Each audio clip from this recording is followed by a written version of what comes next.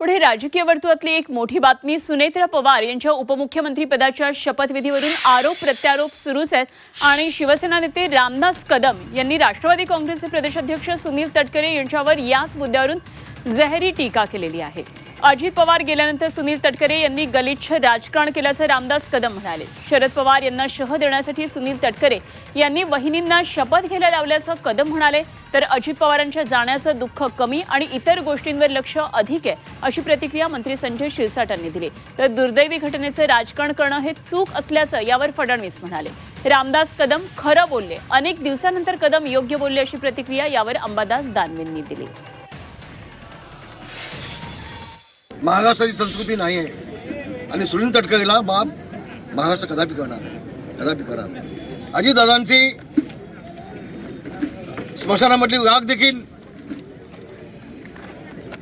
विजली नव्हती, शांत झाली नव्हती। असं असताना वहिनींना मंत्रालयामध्ये घेऊन त्यांना शपथ घ्यायला लावलं। त्यांना शपथ घ्यायला का 10 दिवस गेले असतं तर काय झालं असतं। पण दादा गेल्यानंतर सुनील तटकरेंनी जे गलिच्छ राजकारण केलं शरद पवार साहेबांना शह देण्यासाठी, ते महाराष्ट्राला लाजिवान आहे की सुनील तटकरे हे विश्वासघातले आहेत। ज्यांनी ज्यांनी त्याला मोठं केलं त्यांना संपवण्याचं काम हे तटकरे करत असतात। आता त्यावर वारंवार भाष्य करणं मला वाटतं योग्य नाही। जो काही अजितदादाच्या जाण्यानंतर जो काही प्रकार घडलेला आहे हा महाराष्ट्राने पाहिलेला आहे, म्हणून आता वारंवार त्या गोष्टीला छेडणे म्हणजे दादाचं जाण्याचं दुःख कमी आणि इतर बाबीवर लक्ष जास्त असा एकंदरीत प्रकार होत चाललाय।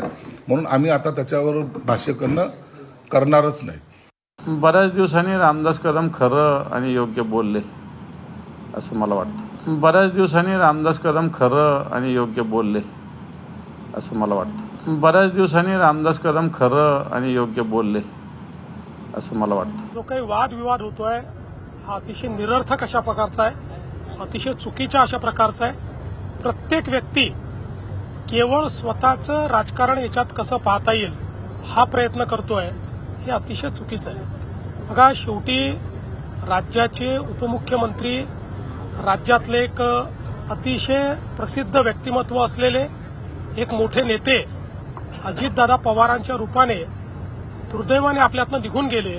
पण त्यानंतर प्रत्येक व्यक्ती त्याच्या माध्यमातून जो काही राजकारण करण्याचा प्रयत्न करतोय हे अतिशय चुकीचं आहे। अशा प्रकारचं खालचं राजकारण बंद झालं पाहिजे।